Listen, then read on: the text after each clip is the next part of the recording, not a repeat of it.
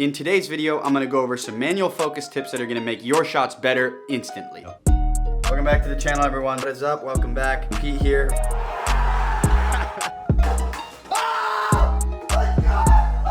What's up, y'all? Welcome back to the channel. My name is Pete Gottschalk, content producer for Major League Baseball. And as I mentioned, in today's video, we're gonna be going over some manual focus tips that I think will help y'all improve your sports and not just sports, but your shots in general. But first, I wanna go over why you should use manual focus over auto. It is well documented that cameras and autofocus are improving as time goes on, especially mirrorless ones. The autofocus is pretty good these days. That poses the question, why would you use manual focus? And that is simply for a couple reasons. The first reason is it is the industry standard. The longer you go in this industry, you will know that the professionals and the people at the top all shoot manual focus. Now, granted, they learned in a different time, but manual focus has a lot of different benefits. The second reason that you would pick manual over auto is cameras. Now, I understand when you're younger, when you first pick up a camera, it'll be like a mirrorless camera or something simple, and the autofocus will be pretty good. But that changes as you get older and you move on to better systems of capturing images. The more cinema cameras you use, FX6s, FS7s,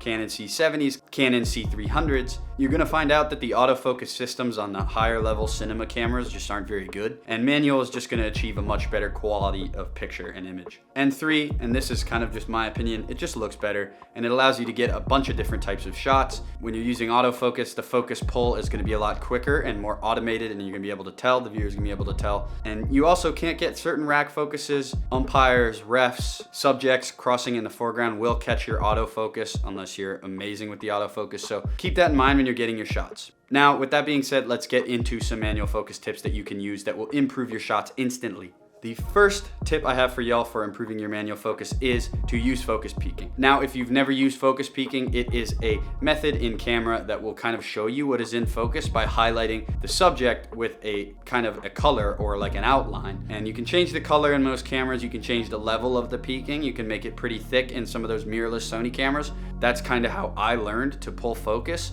early on those Sony cameras. It's really pronounced and it's easy to use. So focus peaking pretty much highlights as you rack the focus, it'll highlight whatever's in focus, if that makes sense. Some cameras do not have this, but most I think at this point do. Try it out, see if it's for you, maybe it's not, but that's what helped me learn at the very beginning, and I still use it to this day. Number two is focus magnification.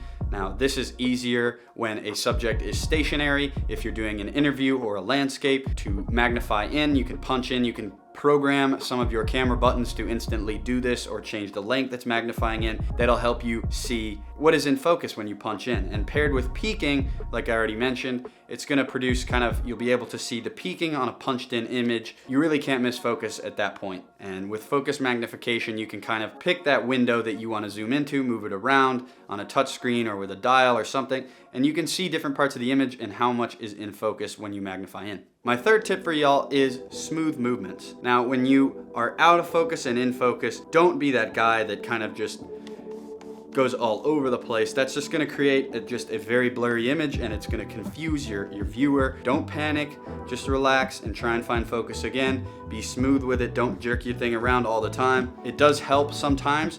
Instead of holding the lens up here and rolling focus like this, hold it down below and find a point of contact for your hand that's rolling the focus. So put your hand here on your monopod and rest it, and then you can just kind of use that as a balance and do that. Find a point of contact on your monopod or under your lens collar or something like that, and that'll help you with smoother movements when you're tracking a subject. My fourth tip for y'all is to start with your subject in focus before the play or the action or a movement. What does that mean now? For example, if I'm shooting football, make sure the quarterback is in focus before the play. That way you can react to wherever the play goes. If it's an interception going the other way, you're gonna roll focus away from you. If it's a touchdown real close to you, you're gonna roll focus close to you. Start with your subject in focus, and that gives you a nice firm starting point, and you can kind of react to the play. I understand this is gonna take a lot of practice. And if you're not in a stationary position filming, make sure you react to your own movements as well, and that just adds another dimension of movement. Keep that in mind as well. And my fifth and most important tip probably is just anticipate. Don't be reactive, be predictive. If there's movement coming towards you or you think a basketball player is going to drive at you, make sure you're ready to rack that focus closer to you. Don't just react, because if you react to every scenario,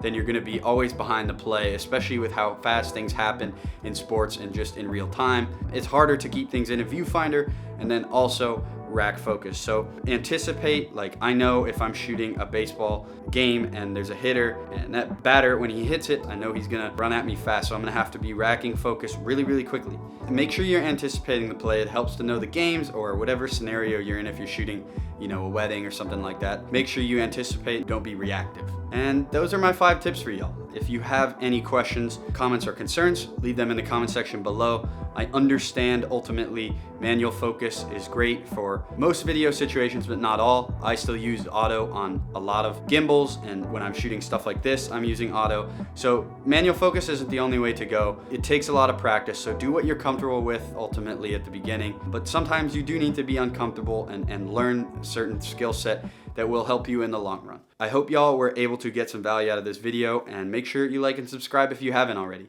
Thank you.